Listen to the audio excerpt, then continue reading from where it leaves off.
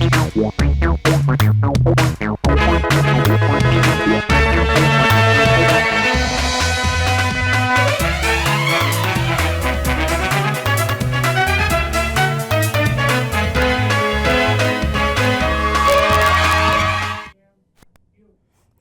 मैं हूं अनुपम शर्मा और आप देख रहे हैं अंतर्राष्ट्रीय समाचार का खास प्रोग्राम ग्लोबल फ्रंटलाइन। खबरों में आगे बढ़ने से पहले एक नजर आज की हेडलाइंस पर। अमेरिकी साम्राज्यवाद मुर्दाबाद, वेनेजुला पर अमेरिकी हमलों के विरोध में अंकारा और इस्तांबुल में नारे लगे।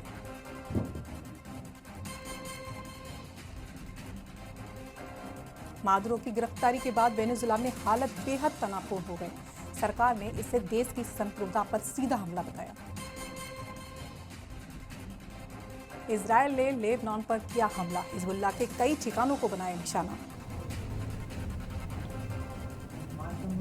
ईरान में सुलग रही आक्रोश की आग, हिंसा में अब तक 4 बच्चे सहित 35 लोगों की 1200 से अधिक हिरासत में।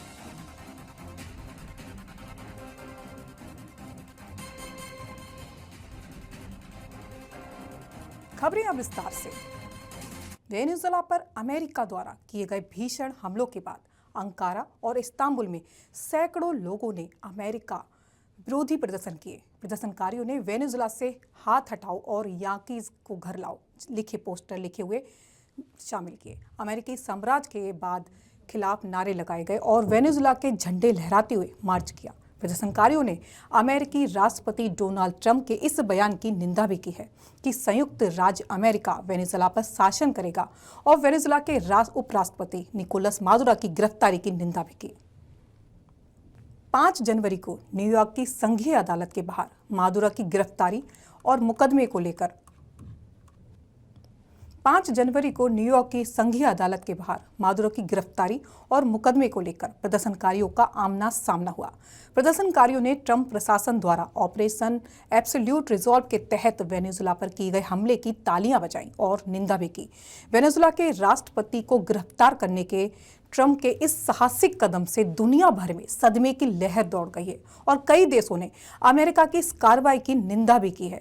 इस बीच मादुरो ने नशीले पदार्थों से जुड़े आतंकवाद, कोकीन आयात की साजिश और मशीन गन रखने सहित 4 आपराधिक मामलों में खुद को निर्दोष बताया है। मादुरो की पत्नी सिलिया फ्लोरेंस ने भी खुद को निर्दोष बताया है और अगली सुनवाई की तारीख 17 मार्च तय की गई है। सुनवाई के बाद मादुरो को भारी सुरक्षा घेरे में ब्रुकलिन जेल ले जाया गया। न्यूयॉर्क की संघीय अदालत के बाहर प्रदर्शनकारियों में झड़प हुई। मादुरो की गिरफ्तारी के बाद वेनेजुला में हालत बेहद तनावपूर्ण हो गए हैं। सरकार ने इस देश की संप्रभुता पर सीधा हमला बताते हुए अमेरिका पर साम्राज्यवादी आक्रमण का आरोप लगाया है।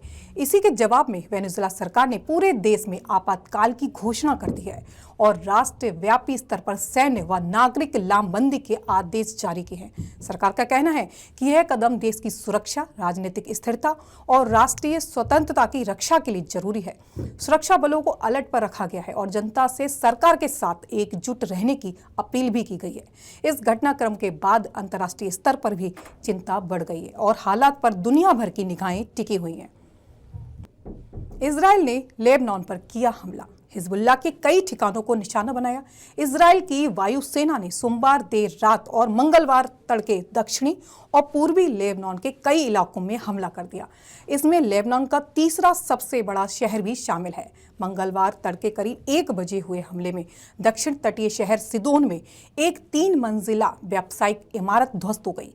ये हमले ऐसे समय में हुए हैं जब कुछ ही दिन बाद लेबनान के सेना प्रमुख इजरायल के साथ लगती सीमा वाले इलाके में चरमपंथी समूह हिजबुल्लाह के निरस्तीकरण के अपने मिशन के बारे में सरकार को जानकारी देने वाले हैं। घटनास्थल पर मौजूद एक फोटोग्राफर ने बताया कि यह इलाका एक व्यावसायिक क्षेत्र में था जिसमें कार्यशालाएं और मैकेनिक की दुकानें थीं और इमारत खाली थी। कम से कम एक व्यक्ति को एम्बुलेंस से अस्पताल ले जाया गया और बचाव दल अन्य लोगों की तलाश कर रहे थे, लेकिन तत्काल किसी की मौत की खबर नहीं थी। ईरान में सुलग रही है आक्रोश की आग, हिंसा में अब तक 4 बच्चे सहित 35 लोगों की मौत हो चुकी है। ईरान में जारी विरोध प्रदर्शन के दौरान हिंसा में मरने वालों की संख्या बढ़कर कम से कम 35 हो गई है। यह जानकारी मंगलवार को मानवाधिकार कार्यकर्ताओं ने शेयर की है। अमेरिका स्थित ह्यूमन राइट्स की न्यूज एजेंसी के अनुसार पिछले एक सप्ताह से अधिक समय से चल रहे इन प्रदर्शनों में 1200 से अधिक लोगों को हिरासत में लिया गया है। रिपोर्ट में कहा गया है कि 29 प्रदर्शनकारी, 4 बच्चे और ईरान के सुरक्षा बलों के 2 सदस्य भी मारे गए हैं। ईरान के अर्ध सैनिक रेवोल्यूशनरी गार्ड की करीबी माने जाने वाली अर्ध सरकारी समाचार एजेंसी ने सोमवार देर रात रिपोर्ट में बताया कि प्रदर्शनों में लगभग 250 पुलिस अधिकारी और गार्ड के स्वयंसेवी वाणिज्य बल के 45 सदस्य घायल हुए हैं। इस बीच ईरान के सर्वोच्च नेता आयतुल्ला अली खामनेई ने देश में अशांति उत्पन्न करने वाले विरोध प्रदर्शन को लेकर कहा कि दंगाइयों पर सख्ती करनी होगी। उन्होंने कहा अधिकारियों को शांतिपूर्ण प्रदर्शनकारियों से बात करनी चाहिए, लेकिन दंगा करने वालों से बात करने का कोई फायदा नहीं है। हमें राष्ट्रपति की गिरफ्तारी के बाद एक और बड़ी घटना, राष्ट्रपति भवन के पास भीषण गोलीबारी जारी हुई। कई इलाकों में बिजली गुल हो गई। वेनेजुएला की राजधानी काराकस से एक और चौंकाने वाली खबर सामने आई है। राष्ट्रपति की गिरफ्तारी के बाद अब राष्ट्रपति भवन और उसके आसपास के इलाके में भारी गोलीबारी की आवाज सुनाई गई। ड्रोन या हवाई जहाज की आवाजें भी सुनाई देने की खबर सामने आई है। कुछ इलाकों में बिजली भी गुल हो गई। घटनास्थल के बारे में जानकारी सामने आई है कि वेनेजुएला में राष्ट्रपति भवन के ऊपर अज्ञात ड्रोन उड़ने के बाद सुरक्षा बलों ने गोलीबारी की स्थिति अब नियंत्रण में है। इस अचानक हुई गोलीबारी और हवाई गतिविधियों के बाद दुनिया की नजरें अमेरिका पर टिक गई। हालांकि व्हाइट हाउस ने तुरंत बयान जारी कर इस घटना को लेकर कहा कि इसमें अमेरिका शामिल नहीं है। आपको बता दें, यह घटना 3 जनवरी को अमेरिकी ऑपरेशन एवेन्यू रिजॉल्व के तहत हुई। राष्ट्रपति निकोलस मादुरो की गिरफ्तारी के बाद ठीक हुई। मादुरो इस समय न्यूयॉर्क की जेल में है, जबकि वेनेजुएला में डेल्सी रोड्रिग्स ने अंतरिम राष्ट्रपति के रूप में शपथ ले ली है। बांग्लादेश में बर्बरता की इंतहा हो गई है। हिंदू विधवा के साथ सामूहिक बलात्कार, पेड़ से बांधकर काटे गए बाल। बांग्लादेश में हिंदू विधवा महिला के साथ बर्बरता की सारी हदें पार कर दी गई। झीनाधाई जिले के कालीगंज में एक विधवा हिंदू महिला के साथ सामूहिक बलात्कार किया गया। इस क्रूर यातना में केवल गैंग रेप ही नहीं हुआ, बल्कि 40 वर्षीय महिला को पेड़ से बांध दिया गया, उसके बाल काट दिए गए। आरोपियों ने इस भयानक यातना का वीडियो भी बनाया और उसे सोशल मीडिया पर वायरल कर दिया। संघवाद प्रतिदिन की रिपोर्ट के अनुसार पीड़िता ने बताया कि 2.5 साल पहले उसने शाहीन और उसके भाई से 20 लाख टका में जमीन समेत 2 मंजिला मकान खरीदा था। तब से वह मुख्य आरोपी शाहीन पर बुरी नजर बनाए हुआ था। शाहीन ने पहले भी कई बार उसे गलत प्रस्ताव दिए थे, जिन्हें उसने ठुकरा दिया था। पीड़िता ने कहा कि इसके बाद से शाहीन उसे परेशान करने लगा। विधवा ने पुलिस को बताया कि पिछले शनिवार शाम को शाहीन और उसके साथी हसन अचानक घर में घुस गए। दोनों ने मिलकर उसके साथ बलात्कार किया। इसके साथ ही दोनों आरोपियों ने उसी दिन उससे 50,000 टका भी मांगे। बांग्लादेश के नरसिंदी जिले में सोमवार रात एक हिंदू दुकानदार की धारदार हथियारों से हत्या कर दी। मृतक की पहचान 40 वर्षीय शरत चक्रवर्ती मणि के रूप में की गई है। यह बीते 18 दिनों में छठे हिंदू व्यक्ति की हत्या है। शरत चक्रवर्ती मणि फलास उपजिला के 4 सिंदूर बाजार में अपनी किराना दुकान चला रहे थे। इसी दौरान अचानक पहुंचे अज्ञात हमलावरों ने उन पर धारदार हथियारों से हमला कर दिया। मौके से फरार हो गए। गंभीर रूप से घायल मणि को अस्पताल ले जाया गया, लेकिन रास्ते में ही उनकी मौत हो गई। पुलिस मामले की जांच कर रही है। 19 दिसंबर को मणि ने फेसबुक पर एक पोस्ट लेकर देश में बढ़ती हिंसा पर चिंता जताई थी और अपने इलाके को मौत की घाटी बताया था। डेनमार्क के पीएम बोली, ग्रीनलैंड पर हमला किया तो नाटो खत्म। पीएम बोली, फिर कुछ भी नहीं बचेगा। ट्रंप ने कब्जा करने की धमकी भी दी थी। डेनमार्क के प्रधानमंत्री मेटे फ्रेडरिक्सन ने कहा कि अगर अमेरिका ने ग्रीनलैंड पर कब्जा करने की कोशिश की है तो वह सैन्य गठबंधन नाटो का अंत होगा।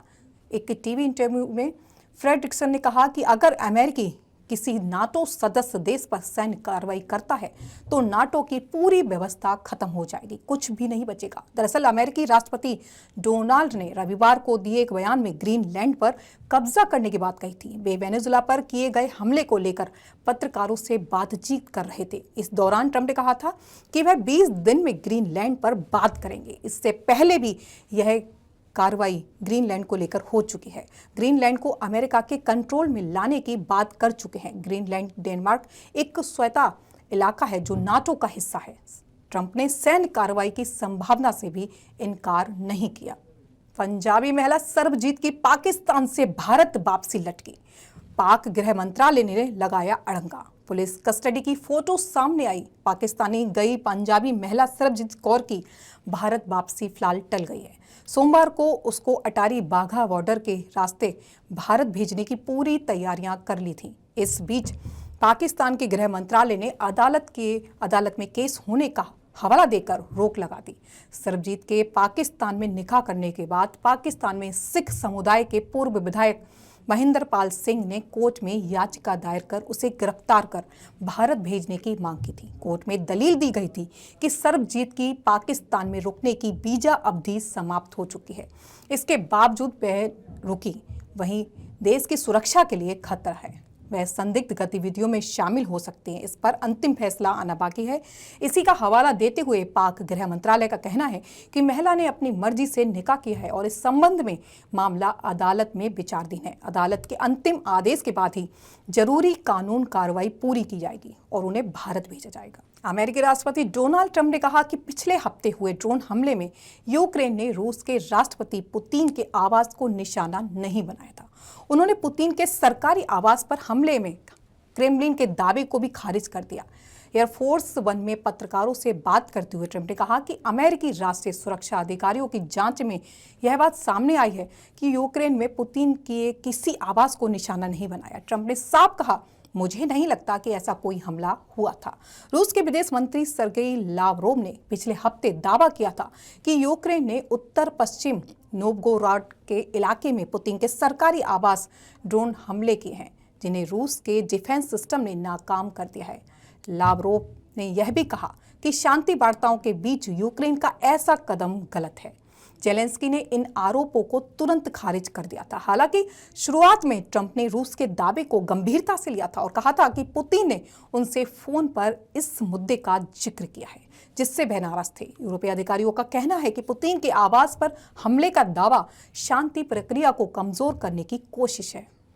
नाइजीरिया में 31.5 किलो कोकीन के साथ 22 भारतीयों को गिरफ्तार किया गया है। उनके खिलाफ लड़ाई करने वाली एजेंसी NDLEA ने आपापा पोर्ट पर एक मर्चेंट जहाज MV अरोड़ा हुलिया से 31.5 किलोग्राम कोकेन जब्त की है। यह जहाज मार्शल आइलैंड से आया था और 2 जनवरी 2026 को GDNL टर्मिनल पर जांच के दौरान जहाज के हैच में छिपाकर रखी गई थी। यह कोकेन बरामद हुई। यह कार्रवाई नाइजीरिया में ड्रग तस्करी पर लगाम कसने की चल रही मुहिम का हिस्सा है, जहां आपा पोर्ट को अक्सर अंतर्राष्ट्रीय ड्रग तस्करों के लिए ट्रांजिट पॉइंट के रूप में इस्तेमाल किया जाता है। काराकस बीते दिनों अमेरिका ने वेनेजुएला के राष्ट्रपति निकोलस मादुरो को गिरफ्तार कर लिया। इसके बाद अब मादुरो के प्रशासन में उपराष्ट्रपति रही डेल्सी रोड्रिग्स ने देश के संसद भवन में वेनेजुएला की अंतरिम राष्ट्रपति के रूप में शपथ ले ली है। रोड्रिग्स को उनके भाई नेशनल असेंबली के नेता जॉर्ज रोड्रिग्स ने शपथ दिलाई। उन्होंने अपना दाहिना हाथ ऊपर करके कहा, मैं हमारी मातृभूमि के खिलाफ नाजायज सैन्य आक्रमण के बाद वेनेजुएला के लोगों को हुई पीड़ा के लिए दुख के साथ आई हूं। मैं 2 नायकों के अपहरण के लिए दुखी हूं। डेल्सी रोड्रिग्स मूल रूप से वेनेजुएला की राजधानी काराकस की रहने वाली हैं। उनका जन्म 18 मई 1959 में काराकस में हुआ था। उनके पिता जॉर्ज एंटोनियो रोड्रिग्स एक प्रमुख वामपंथी नेता थे, जिन्होंने 1970 के दशक में लीगा सोशलिस्ट नाम की मार्क्सवादी राजनीतिक पार्टी की स्थापना की थी। निकोलस मादुरो ने कई बार डेल्सी की राजनीतिक क्षमता और दृढ़ता की प्रशंसा भी की। उन्होंने उन्हें रोशनी जैसे शब्दों से संबोधित किया, जो उनकी मजबूत और निडर छवि को दर्शाती है। डेल्सी ने वेनेजुएला की सरकार में विभिन्न महत्वपूर्ण पदों पर अपनी सेवाएं दी हैं, जिनमें विदेश मंत्री, संचार मंत्री, संविधान सभा की अध्यक्ष और उपराष्ट्रपति जैसे अहम दायित्व शामिल हैं। वे चावेज और मादुरो दोनों के दौर में प्रमुख और विश्वसनीय हस्ती रही हैं। वेनेजुएला की राजधानी काराकस में एक बार फिर हालात तनावपूर्ण हो गए। 5 जनवरी को उपराष्ट्रपति भवन में मिराफोर्स पैलेस के आसपास गोलीबारी की आवाजें सुनी। अमेरिकी समाचार के अनुसार घटनास्थल के वीडियो में ड्रोन जैसी रोशनी और एंटी एयरक्राफ्ट फायर दिखाई दिए। एक रिपोर्ट के मुताबिक यह गोलीबारी राष्ट्रपति भवन के पास तैनात अलग अलग सुरक्षा एजेंसियों के बीच भ्रम की स्थिति के कारण हुई। हालांकि वेनेजुएला के सूचना और संचार मंत्रालय ने कहा कि पुलिस ने उन ड्रोन पर फायरिंग की है जो बिना अनुमति के उड़ाए जा रहे थे। इसी दिन वेनेजुएला के राष्ट्रपति निकोलस मादुरो की सहयोगी डेल्सी रोड्रिग्स को कार्यवाहक राष्ट्रपति के रूप में शपथ दिलाई गई। इससे पहले अपदस्थ राष्ट्रपति निकोलस मादुरो और उनकी पत्नी 5 जनवरी को न्यूयॉर्क की एक अदालत में ड्रग्स और हथियारों से जुड़े मामलों में पेश हुए, जहां दोनों ने आरोप से इनकार कर दिया। इस बीच इस रिपोर्ट के मुताबिक व्हाइट हाउस के एक अधिकारी ने कहा कि काराकस में हुई गोलीबारी की घटना में अमेरिका की कोई भूमिका नहीं आई है सामने। ग्लोबल फ्रंटलाइन में इतना ही। देश दुनिया की बाकी खबरों के लिए देखते रहें राष्ट्रीय समाचार। तब तक के लिए नमस्कार।